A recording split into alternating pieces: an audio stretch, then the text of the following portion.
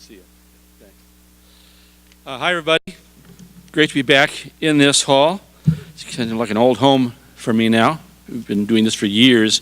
In January, maybe I'll see you in January again. I really appreciate Agnes's talk and everything that's happened so far. I think I'm going to be a little bit different in how I approach this and provide you with a different type of information. So I would like to take this from very good advice in a very clinical setting to kind of real world, on the ground, what you ought to be thinking about as a CEO under attack. And the best way to put this, and the reason why I've been able to capture the interest of the people that Paul listed, is because we at InventIP and SNS have taken a completely different approach than that of security. So I'm not going to talk to you about security at all. I will talk to you about how the world works economically. And it turns out that's the whole reason that we're here. So I was backed into this whole thing by studying how the world works economically. And when China flipped from its model of communism economically to it's glorious to be rich, a lot of things happened. And all those things led to why we're here today. So to be clear, there are now nations, and I'll name them, Japan, South Korea, and China, the top three, who have a national business model based on stealing your stuff. It was okay when it was just Japan. We just lost 5 major industries. It was tough when it was South Korea, but it was worse on Japan because they stole those industries from Japan that Japan had stolen from the United States in the 70s. So far, so good. Then China showed up with 1.3 billion people and a top-down government and a really firm organization which was able to do levels of damage that we couldn't dream of before. And that's the world we live in today. I don't mean to imply this is only about China, but it really is about business models. So there's always been a noise level of IP theft since time began, and there always will be. The interest that I have in this is that when it became a national business model, and when in the post-information age, the internet enabled it, as you've heard this morning, it changed the name of the game. So if you pictured today how wealth is created, we think of wealth as being driven by innovation. Innovation drives productivity. In fact, it's easy to say in the post-information age, technology drives the global economy. Now here's how far behind we are when we think about it. If you go to Congress and say, what's the damage done? It's kind of like Agnes's work. What's the damage done? Give me a number figure, because you got to have a number figure in the Beltway, right? How many dollars are involved in cybercrime or in IP theft? 300 billion. Maybe, let's be generous, 350 in Europe, 300 here. The global economy's GDP every year is $84 trillion. And the little quiz I like to use is, here's a card table, and I, the head of the Chinese Standing Committee, have put 402 cards naming economic sectors that I'm interested in stealing from. You can take any of those cards off the table if it's not driven by technology. Go ahead. And I'll challenge anybody in this room to think of any sector today which is not driven by technology. I thought I had one. It was cooking, like being a great chef. Then I realized they all have recipes. There aren't any. So let's throw the old numbers away. That was stupid time. $84 trillion a year in GDP is at risk when a nation takes on the model of stealing all of it. And the only question then becomes, how good are they? How effective are they? How long will it take them to commercialize IP once they get it? Literally, you can track the activity. I think that the FBI will talk about, that Agnes has talked. You can literally track the activity back to what I'm describing. You can watch the political change from one economy to another model in China and see the change in cyber activity, cybercrime. All this stuff tracks together. Now, there are other countries. Russia is a really big player right now in its own version of cybercrime. But I'm specifically focused on one thing, and that is the theft of crown jewel IP. The secret sauce that makes Coke, Coke, and that makes Intel, Intel. Other people are worried about things like ID theft, and so those are very important. And those also fall under the rubric of cybercrime. I'm not going to talk about that. I am only interested in this one thing, and there's a reason for it. As far as I can tell, if we don't fix this problem, the level of parasitism that's coming from these thefts, the decrease in return on investment, will be so great, so quickly, that it will essentially change the global economy. And it will make it hard, if not impossible, for us in this room and in this country to keep investing or reinvesting in the things that made us great. It's not a lot of math to do. I mean, you can figure it out for yourself. And if you doubt it, there are so many examples now that are already extant. I don't have to convince you. I can just name names. Nortel would be a good name. Motorola, you've heard of them. So we already have great companies. The best company in Canada went poof after China was in their network for 9 years, reading the email, the CEO, knowing every bid price they were going to bid on every contract, knowing about their technology. They're gone. They don't exist anymore. In terms, Motorola, same thing. A company was put across the street from their headquarters. We've already been to court all over this. They've been charged. People have been caught in the airport with money and withdrawings. It's not a very confusing situation. But it's kind of shocking. You wouldn't think in this world that this is what's going on. Tim has the job on a daily basis of stopping this stuff. But it's not easy. For every reported, I'm going to give you a picture. I'm going to give you two pictures. So picture, first of all, if you'd like to predict the wealth of the world, picture the globe, close your eyes, and think of where the inventions occur. Put a red arrow, a red flag, every place where there's an invention, minute by minute. And then imagine that that gets stolen or sold or transferred or forced disclosure. You want to have access to the Chinese market? You have to give me all your stuff. The biggest deal of the last 30 years. A fraud deal, by the way. So all this transfer of IP, imagine that with a big red arrow going from whoever invented it in California or Washington State to somewhere else. And that picture is the picture I know of leading indicators of future wealth. And the problem with this picture is all the arrows are going one way. We're not stealing their stuff. We don't give the NSA the job of stealing all the commercial information from Russia and China and bring it back to the United States. They don't have that job. And they don't do that job, by the way, contrary to what Snowden and others have said. They do a good job of protecting us, and that's what we want them for. So we've got a big situation here. It's very asymmetrical. One nation has a business model of stealing everything, and the nations who make things don't have that model. They think free trade is a great idea with no barriers. The fewer barriers, the better. Who's going to win that poker game? Well, anyone in this room who's paying attention knows who's going to win that poker game. We're losing that poker game.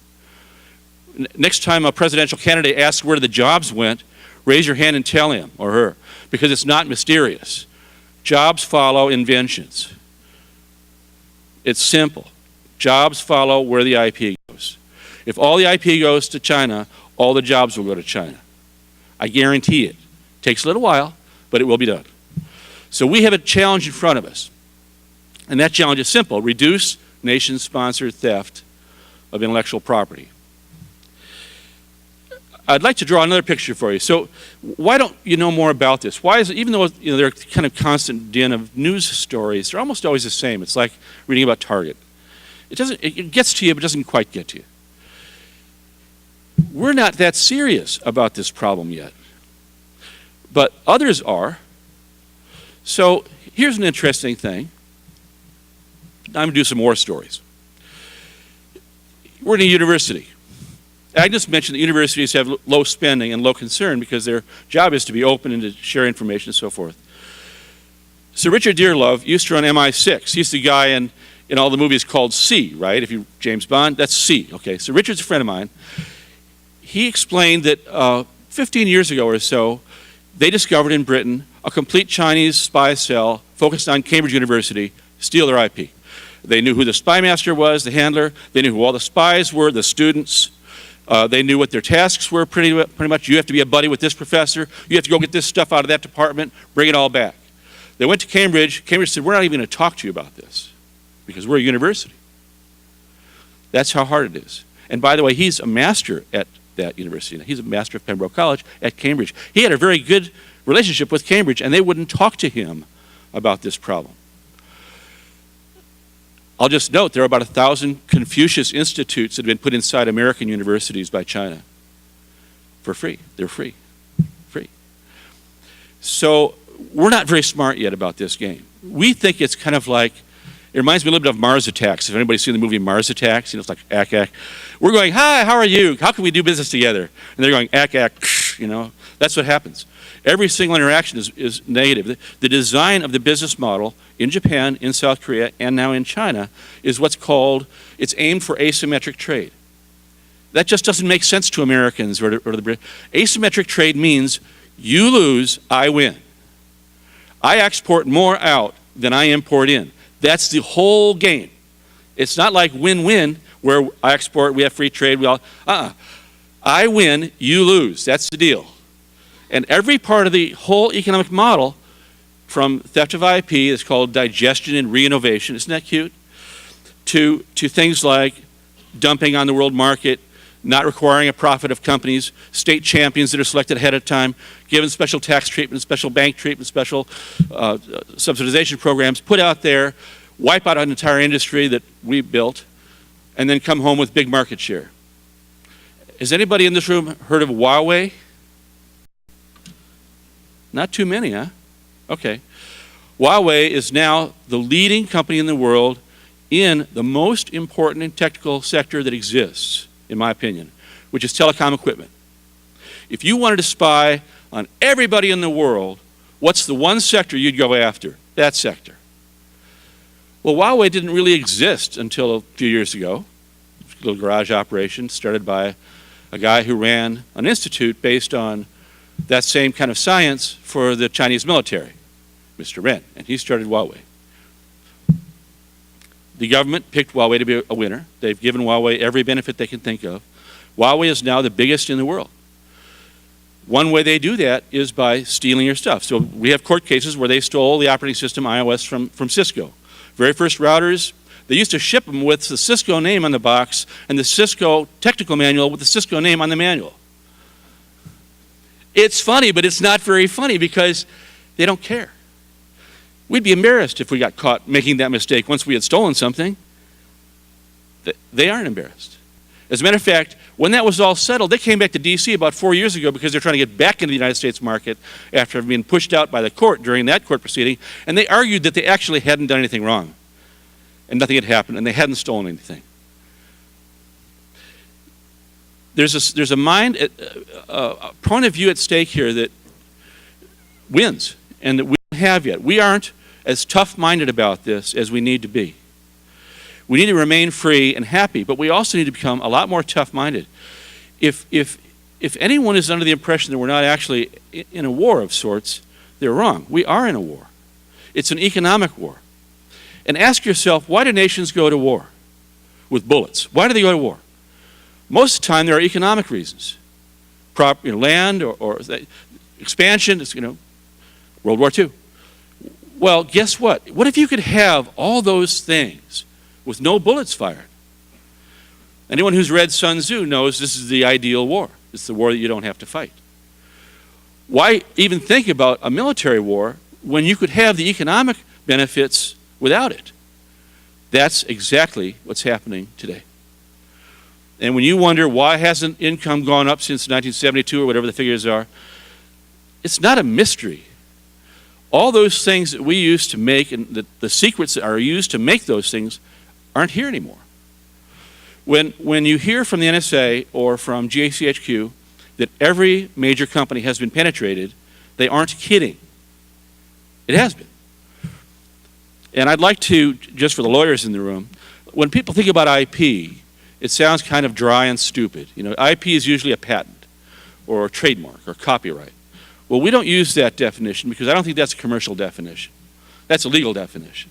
IP is the secret sauce that makes Coke, period. Whatever you do in your business, which you consider to be your edge in beating the competition, that's your IP. It could be a legal approach, it could be a strategy, it could be a bidding process, it could be a manufacturing process, it could be on the assembly line and where you put things on that line. Those are your secrets. And those are the things that make you efficient and good at what you do, and they're in addition to the patents and the legal stuff. My friend Elon Musk no longer uses patents. Guess why? China. He refuses to file patent applications because as soon as you do, there's a team over in China who reads those things and copies them. So he just didn't file a single patent application for SpaceX. Can you imagine building a complete space company with no patents? He did it. And that's why he did it. He's a smart guy. Now, it gets kind of tough. So I'm not here to frighten people, but I do want you to realize how tough it gets. For us, this is the game that we're involved in. We had, I'm not going to name the company, we had a relationship with one of the world's top consulting firms. You all know the name. And we had a meeting like this in London for the top CEOs and COOs of their clients. Someone from China attended that meeting. They blew up the meeting, meaning they threatened the meeting organizers at the meeting.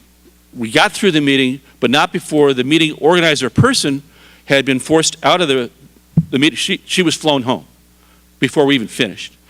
Everybody who helped organize that meeting got fired. And we, who had an alliance relationship with that company, never saw them again. They wouldn't return our phone calls. That Chinese company then gave a lot of money to that consulting firm to thank them. This is war. This isn't like, you win a few, you lose a few. We're losing every one.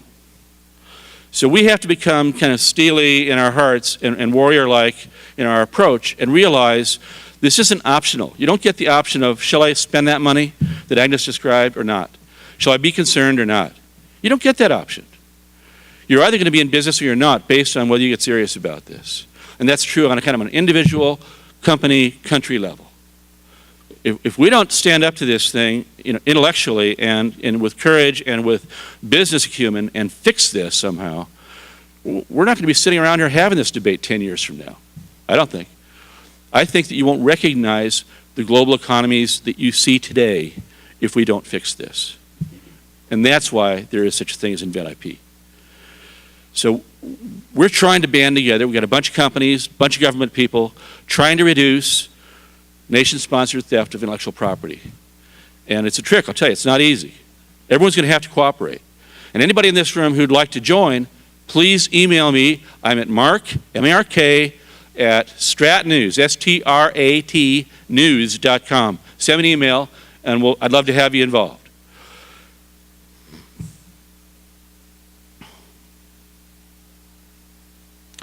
One more picture I want to draw for you, and then maybe we can do, we're cutting this a little bit short, so maybe we can do Q&A because I find that to be very useful. So there's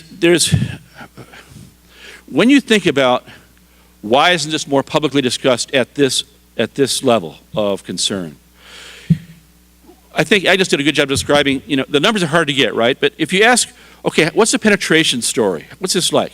Now, Jonathan Edwards from MI5 in 2007 sent out a letter to the CEOs of the top 300 crown companies in Britain. He said, if you think you haven't been penetrated, you have been. And Keith Alexander, General Alexander, said the same thing to the Fortune 500 here. The message is clear. You have been penetrated, but then what? So what number of people companies have been penetrated know it? Well, it seems like, and Agnes, you might have better figures, or Tim, it seems like about 90% don't. 10% do. So, fine, okay, then there's that 10%, at least the 10% know it, right? Wait a minute. Out of that 10% who know it, how many talk about it publicly? And you described that. Well, that's another number. So, okay, maybe, again, I don't have a real answer to this, but I think it's the same kind of thing. So, let's say 10% of those who are hit are both not in denial and willing to talk about it publicly. Well, that's 1%. So if you're wondering why you're not hearing more about this, that's why. It's not that it's not happening. Our experts are telling us pretty clearly it's happening. The problem is they're not talking about it publicly for forgivable reasons, I think. There are a number of reasons that are quite honest, but it's a problem. So if it turns out that everybody is the walking dead and no one's talking about it, how do we solve the problem? It's a big issue. And we have to actually have a material conversion in our culture about this. It's got to be talkable about. It's got to be publicly discussed. We have to be able to have this conversation in Congress and at the breakfast table. We've got to be able to sit in the boardroom, and the boardroom has to say to the CEO, you will be fired if you don't fix this, if you don't address this, and bring us a plan that we can stamp. And I think it's true the SEC is going to be probably a primary mover in this score. Insurance is a big deal. But really, it's got to be more than that. It's got to be a culture of understanding based upon, not fear, but based upon wanting to succeed. if you want to feed your family, if you want to feed the people who are your employees and your shareholders, you've got to step up to this. This is not optional. This is real. So, again, I'm not here to frighten you. I'm here to encourage you to become more warrior-like and more intelligent and less in denying all this stuff, and more in not only accepting it, but stepping up to it and being real leaders. And I'm really happy to see this happening here in Bellingham. I think this is totally cool, and I think you guys can become Center of Excellence that's recognized worldwide in cyber risk and in cyber containment. That'd be fantastic if you do that. The world needs it. There are never going to be enough, as far as I can tell, there are never going to be enough people with qualified skills to fill those jobs. So all you guys are going to get well paid by doing this. And I think it's, not only brave, it's really, really smart to step up to this as schools. I hope that the people who are in business follow your leadership and do the same thing. And that the kids who come out through that program turn Bellingham businesses into better protected businesses. That would be a really amazing thing. And I totally agree about K-12. I'm not going to talk about it much now, but you guys have the chance to use your glass to make one-to-one the computing in schools your model. And if you do that, then you'll achieve what was mentioned at the beginning of this program. You will actually be able to take those kids and have them become cyber aware and better capable of being cyber risk experts coming out of K-12. It's really right in front of you. You should do it. You should do it. And I think that Skagit Valley is going to do it. I think Mount Vernon's about to do the same thing. And I think that Anacortes might do the same thing. So maybe we'd have a little center of excellence that includes Skagit and Whatcom counties, not King County, not Redmond. And you could really be kind of the center of all that. So that'd be really, really excellent. And I think this is a great time for me to do Q&A for 4 minutes or something. All right. And I have a question for you. Okay. I'll start this off. Is this on? on? Okay. Yeah. Okay. Well, Mark, I get everything you've said, we've heard before, and I agree. And it is frightening. And it sounds like the whole education of our own employees so that they really start thinking about what are those crown jewels? What really all of us have to think about. That's right. What's our secret sauce, down to processes, procedures, not just intellectual, and then how do we all protect it? And you gave the example with SpaceX, you don't publish it. Right. So finding those techniques to still use technology to reach your customers and your partners and your employees, but not share that secret sauce. That's right. So we have to kind of do a rethink of, right now we're in mid-stride of saying, oh, come on, let's have the customer inside, the whole supply chain comes down and lives in my living room, everybody's got access to everything, it's kumbaya day, right? No.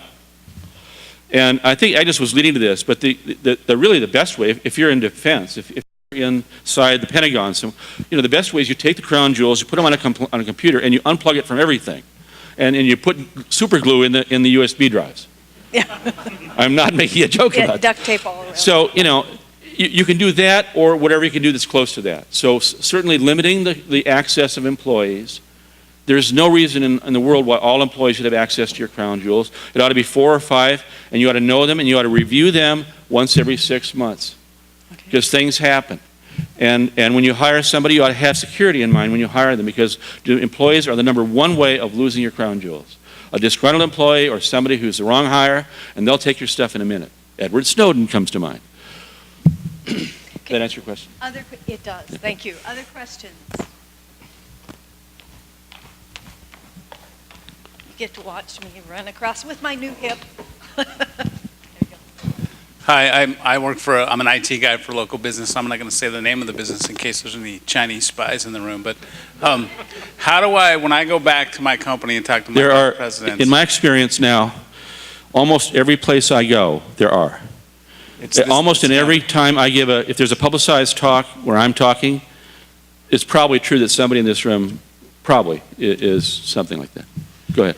So the question I have is how do I go back to my company and not only to my president, but to my owners and my vice presidents and say, this is a serious risk. How do I get them to take it seriously?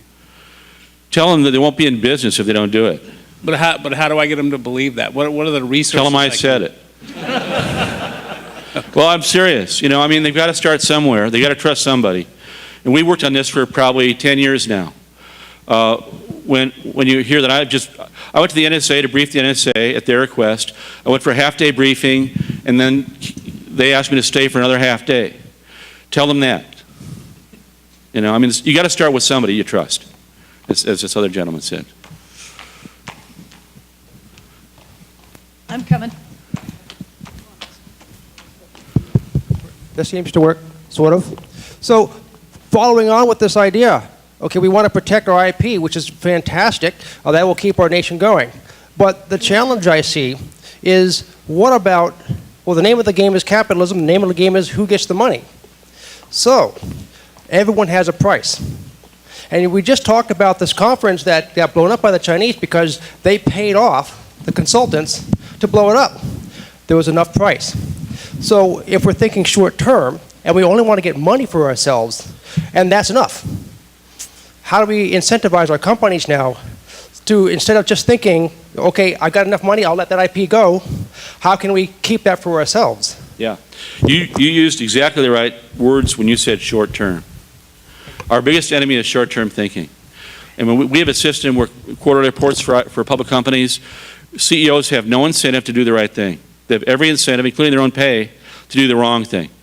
So they want to minimize spending, they want to maximize earnings, they want to fire the people in the security group. They're actually spending less this year than they were last year. How's that for a losing idea?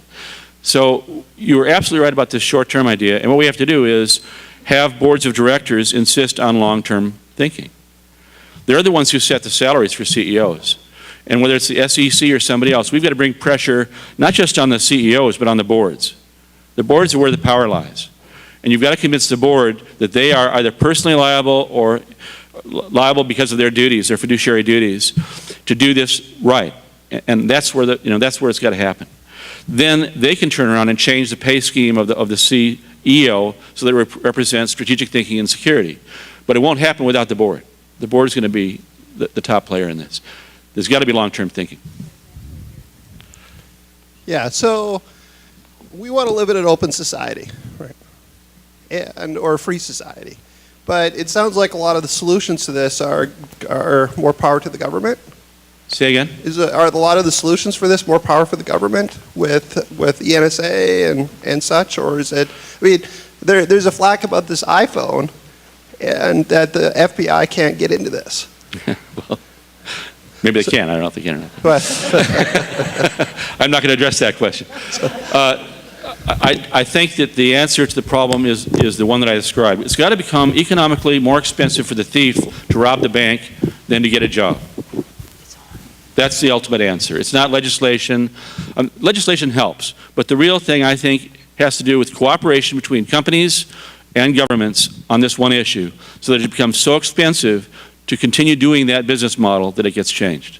I can't think of any other approach that would work. If people have ideas, I'm happy to hear them, but I've talked to a lot of folks, and that seems to be the consensus. Yeah, Mark, I've got a question that actually follows right onto that directly, and it's a question. I'm going to make an observation. Yesterday, after you and I talked, I read an article last night that was kind of fascinating about the Chinese group that's got the evil-sounding name of Axiom. You've probably heard of them. Apparently, it's a combination of companies and government institutions over there that are actually going out and doing what you're talking about. The importance of the article was that apparently a collaboration of security companies in the U.S.